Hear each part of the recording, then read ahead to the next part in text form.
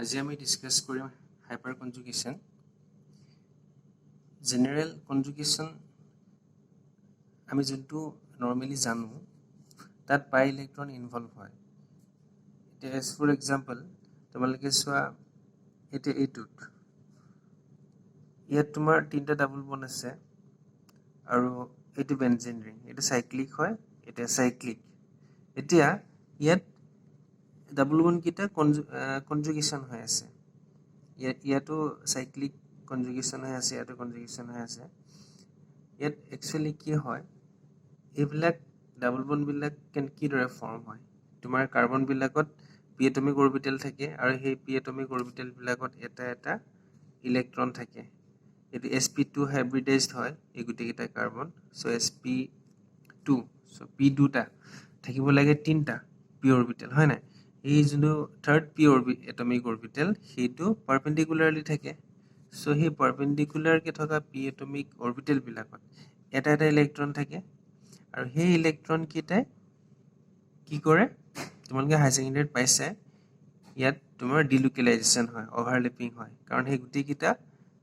p atomic orbital কিটা আছে ইয়াত দুটা টোটাল 6টা এই 6টা p এটমিক অৰবিটেলে ওভাৰল্যাপিং হৈ পেলে এটো কনজুগেশ্যন কৰে ইয়াত কি পাৰ্টিসিপেট কৰিছে p এটমিক অৰবিটেলে আৰু এটো পাই বন্ডিং হয় ঠিক আছে গতিকে এতিয়া কি হয়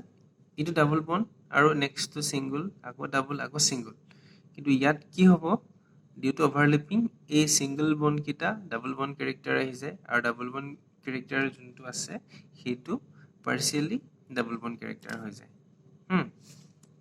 ডিউ টু ইয়াত তোমাৰ গুটিকেইটা এটমিক অৰবিটেলত এটা এটা ইলেক্ট্ৰন আছে পি এটমিক অৰবিটেল সো এই গুটিকেইটা ওভাৰল্যাপিং হয় এই ধৰণে কনজুগেশ্যন কৰি থাকে এটো আমি কি পালো নৰ্মেল কনজুগেশ্যন এতিয়া আমি যদি হাইপাৰ কনজুগেশ্যন চাও সেই ক্ষেত্ৰত কি হয় but in hyperconjugation sigma bonding বিলাকে পাৰ্টিসিপেট কৰে মানে কাৰ্বন হাইড্ৰোজেনৰ sigma bond carbon halogen carbon carbon এইবিলাক যোনটো সিগমা বন্ডিং আছে দুটা এটমৰ মাজত দুটা ইলেক্ট্ৰন সেই সিগমা বন্ডিং ইলেক্ট্ৰন কিটা পাৰ্টিসিপেট কৰে যোনটো আগত নৰ্মেল কনজুগেশ্যনত আছিল পাই ইলেক্ট্ৰন এতিয়া আমি যদি এটা এক্সাম্পল লওঁ তেতিয়া হলে ইয়াত চোৱা এটো ডাবল বন্ড আৰু সিঙ্গল বন্ড ইয়াত কি হ'ব এই কাৰ্বন হাইড্ৰোজেনৰ যোনটো সিঙ্গল বন্ড আছে এটো সিগমা বন্ডিং হয় এই সিগমা বন্ডিংৰ ইলেক্ট্ৰন পেয়াৰটো ব্ৰেক কৰি আলে আহিব আৰু ইলেক্ট্ৰন বেছি হৈ গল কাৰ্বনত আৰু এই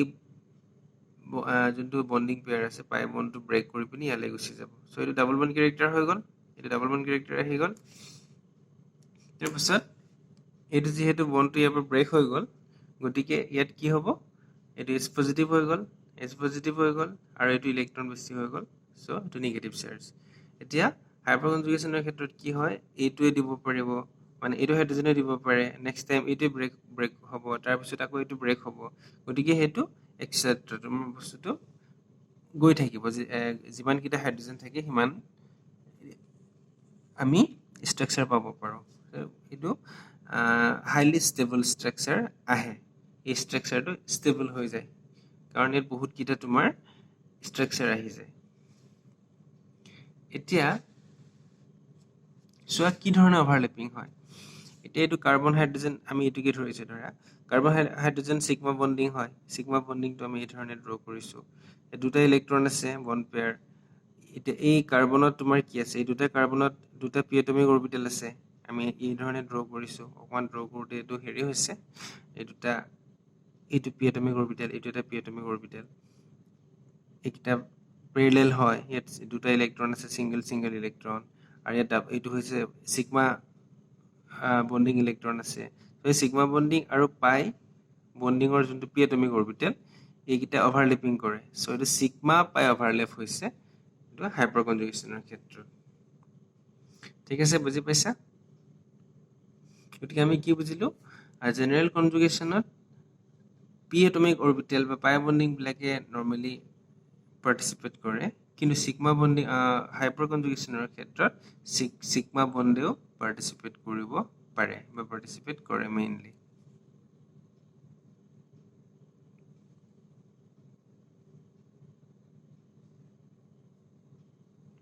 এবাৰ ইয়াতে চোৱা ইথাইল কেটায়ন ইয়াত পজিটিভ আছে পজিটিভ থকা মানে কি ইয়াত পি এটমিক অৰবিটেলটো ভেকেন্ট হয় এটো sp2 হাইব্ৰিডাইজড হয় কিন্তু ইয়াৰ এটা পি এটমিক অৰবিটেল আছে সেইটো ভেকেন্ট হয় গতিকে সেই পি এটমিক অৰবিটেলটোলে ইয়াৰ এটা বন্ড সিগমা বন্ডিং ব্ৰেক হৈ পেলাই ইলেক্ট্ৰন আহিব ইয়ালে সো এইটো ইলেক্ট্ৰন ইয়ালে গুচি আহিলে এটা ডাবল বন্ড হৈ গ'ল এটো s পজিটিভ ঠিক একে ধৰণে এইকেইটা বন্ড ব্ৰেক কৰিব এটো এক্সটেন্ড হয় এটসেট্ৰা বেলেগ বেলেগ ষ্ট্ৰাকচাৰ আহিব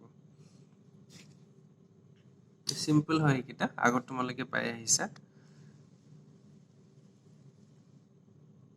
তোমালোকে যেহেতু জেনেৰিক লৈছা গতিকে ফাৰ্স্ট সেমত ইমান ডিটেইলছ তোমালোকৰ নাহে সিম্পল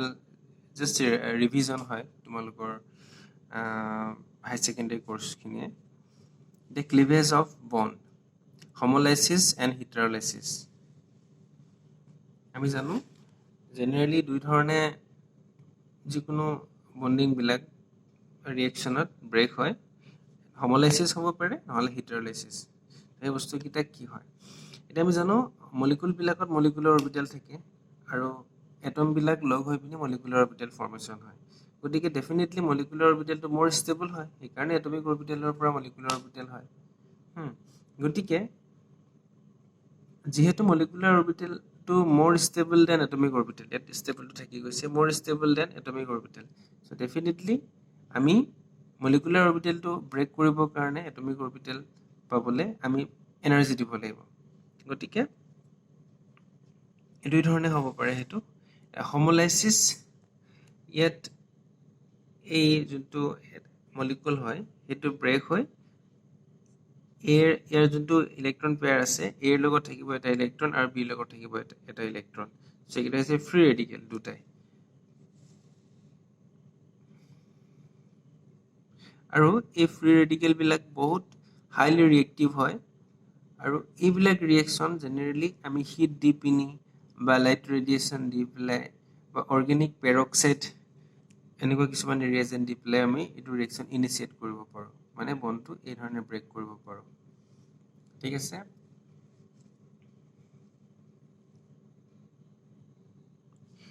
heterolysis ক্ষেত্ৰত কি হয় here one of the atom acquires both of the bonding electrons when the bond is broken ইয়াত দুটা এটমৰ ভিতৰত যদি এটা এটম যদি বেছিকে ইলেক্ট্ৰোনেগেটিভ হয় সো ডিউৰিং ব্ৰেকিং প্ৰসেস কি হয় সেই ইলেক্ট্ৰোনেগেটিভ এটমটোৱে ইলেক্ট্ৰন পেয়াৰ কিটা নিজৰ ফালে এট্ৰেক্ট কৰে গতিকে ই নিজৰ ফালে ইলেক্ট্ৰন কিটা যদি টানি আনে ইলেক্ট্ৰন ডেন্সিটি বেছি হ'ব নেগেটিভলি চাৰ্জ হ'ব আৰু এইটো পজিটিভলি চাৰ্জ গতিকে মোৰ ইলেক্ট্ৰোনেগেটিভটো হৈছে নেগেটিভলি চাৰ্জ হয় আৰু এই ধৰণৰ ব্ৰেকিং প্ৰসেস বিলাক মানে যত আয়ন ফৰ্মেশন হয় আগৰ যোনটো আছিল তাত তোমাৰ কি ফৰ্মেশন হৈছিল ফ্ৰী ৰেডিকেল আৰু হেটাৰলাইসিছত জেনাৰেলি কি প্ৰডিউস হয় আয়ন ফৰ্মেশন হয় গতিকে আয়ন ফৰ্মেশন ইয়াত হয় আৰু এই ব্ৰেকিং বিলাক বা এনে ধৰণৰ ৰিঅ্যাকশন বিলাক পোলাৰ কম্পাউন্ড আৰু পোলাৰ সলভেন্টে ফেভাৰ কৰে ধৰা এই মলিকুলটো যদি পোলাৰ হয় পোলাৰ মানে কি ইলেক্ট্ৰোনেগেটিভিটি ডিফাৰেন্স ভিতৰত থাকিব লাগিব ডাইপল মোমেন্ট থাকিব লাগিব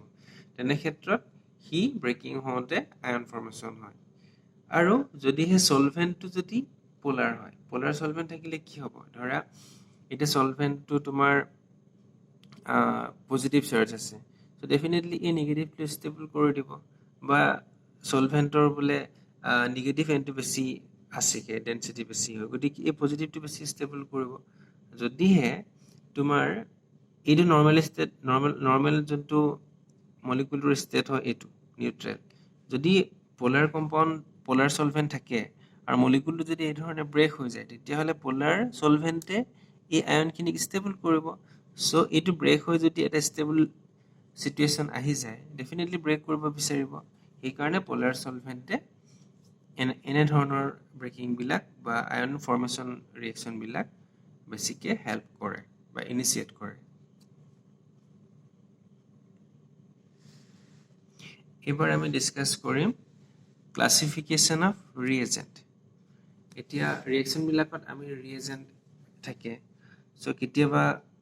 আমি এইবিলাক শুনিছো ইলেক্ট্ৰোফাইল নিউক্লিওফাইল এইবিলাক কি হয়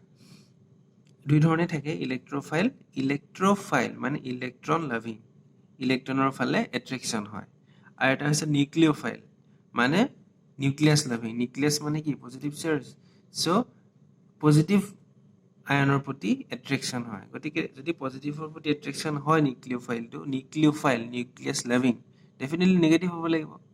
আৰু যদি ইলেক্ট্ৰন লাভিং হয় ইলেক্ট্ৰোফাইল তেতিয়াহ'লে ডেফিনেটলি নেগেটিভটো যদি ভাল পাবলৈ হয় পজিটিভে হ'ব লাগিব সো ইলেক্ট্ৰোফাইলটো ই পজিটিভ ৰিপ্ৰেজেণ্ট কৰা হয় আৰু নিউক্লিওফাইলটো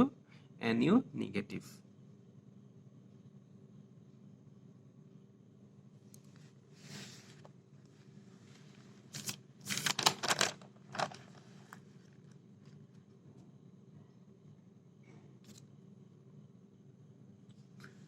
ইলেক্ট্ৰোফাইল বিলাক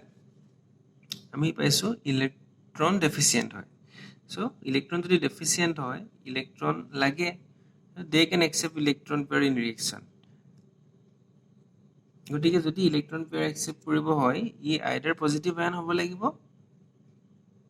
or নিউট্ৰেল যদি হয়ও তেতিয়াহ'লে ইলেক্ট্ৰন ডেফিচিয়েন্ট চেণ্টাৰ থাকিব লাগিব পজিটিভ হ'লে যদি এটা পজিটিভ আয়ন হয় ইলেক্ট্ৰোফাইল হ'বই আৰু কেতিয়াবা এনেকুৱা নহয় যে হতে পজিটিভ আয়ন বিলাকেই ইলেক্ট্ৰোফাইল নিউট্ৰেল য'ত আয়ন দেখা পোৱা নাযায় বাহিৰৰ পৰা সেইবিলাকো তোমাৰ ইলেক্ট্ৰোফাইল হ'ব পাৰে বাট কণ্ডিশ্যনটো কি হ'ব লাগিব তাত ইলেক্ট্ৰন ডেফিচিয়েন্ট চেণ্টাৰ থাকিব লাগিব এক্সাম্পল চোৱা H পজিটিভ এইটো ডেফিনেটলি ইলেক্ট্ৰোফাইল হয় আয়ন কেটায়ন এইটো NO2 পজিটিভ এইটো পজিটিভ চাৰ্জ আছে সো এইটো হৈছে তোমাৰ ইলেক্ট্ৰোফাইল এটা এলুমিনিয়াম ট্ৰাইক্লোৰাইড বা BCl3 বা BF3 সেইবিলাকত কি হয় ইলেক্ট্ৰন ডেফিচিয়েন্ট হয় কাৰণ ইয়াত অক্টেটটো ফিল আপ হোৱা নাই ক্লোৰিনৰ কেইটা আছে 2 3 6টা ইলেক্ট্ৰন হ'ল আৰু ইফালে তোমাৰ এলুমিনিয়ামৰ 2টা সো টোটাল কেইটা হ'ল সৰি এলুমিনিয়ামতো নাই ক্লোৰিনৰ টোটাল 6টা ইলেক্ট্ৰন আহিলে ইয়ালে সো টোটাল 6টা ইলেক্ট্ৰন আছে সো ইয়াৰ যোনটো অক্টেটটো ফিল আপ কৰিব হলে কেইটা ইলেক্ট্ৰন লাগিব 8টা ইলেক্ট্ৰন লাগিব গতিকে অক্টেটটো ফিল আপ হৈ থকা নাই সো ঠিক একে ধৰণে BCl3 একে এলুমিনিয়াম বোৰনৰ তলত এলুমিনিয়াম আছে একেটাই BCl3 ক্ষেত্ৰটো কি হ'ব সেম কন্ডিশন ক্লোৰিনৰ পৰা তোমাৰ কেইটা আহিব টোটাল 6টা ইলেক্ট্ৰন আহিলে বুজি পাইছা না তোমালোকে হেবিলাক পাহৰি গৈছে নেকি এনেকুৱা কথা এইটো কথা কৈ আছো মই এই যে বন্ডিং ফৰ্মেশন কৰিছে ইয়াত 2টা ইলেক্ট্ৰন ইয়াত 2টা ইয়াত টোটাল 6টা আৰু বোৰনৰ যেহেতু 3টাই আউটাৰমোষ্ট সেলত 3টাই আছে সো হেকিটা পাৰ্টিসিপেট কৰে গতিকে টোটাল 6টা থাকিলে সো অক্টেট ফিল আপ নাই তেনে ক্ষেত্ৰত এইবিলাক ইলেক্ট্ৰন ডেফিচিয়েন্ট হয় সো ইহতি ইলেক্ট্ৰন বিচাৰে এটা নিউক্লিওফাইলৰ ক্ষেত্ৰত কি হয় it can donate electron pair so কি হ'ব লাগিব ইলেক্ট্ৰন ৰিচ হ'ব লাগিব আৰু ঠিক আগৰ ধৰণে এইবিলাকো নেগেটিভ আয়ন হ'ব পাৰে নহলে নিউট্ৰেল মলিকুল হ'ব পাৰে negative Ayan as for example chloride bromide anion এইবিলাক ক্লোৰাইড আয়ন ব্ৰোমাইড আয়ন এইবিলাক তোমাৰ ডাইৰেক্টলি নিউক্লিওফাইল কাৰণ এইবিলাক কি হয় নিউক্লিয়াছ লাভিং পজিটিভ চাৰ্জ ভাল পায় এটা এমোনিয়া তোমাৰ কি হয় এইটো sp3 হাইব্ৰিডাইজ সো এইটো sp3 অৰবিটেলত আছে গতিকে হি তোমাৰ ইজিলি ইলেক্ট্ৰন ডোনেট কৰিব পাৰে আমি জানো এমোনিয়াটো বেছ হয় গতিকে হিবিলাকো নিউট্ৰেল নিউক্লিওফাইলৰ এক্সাম্পল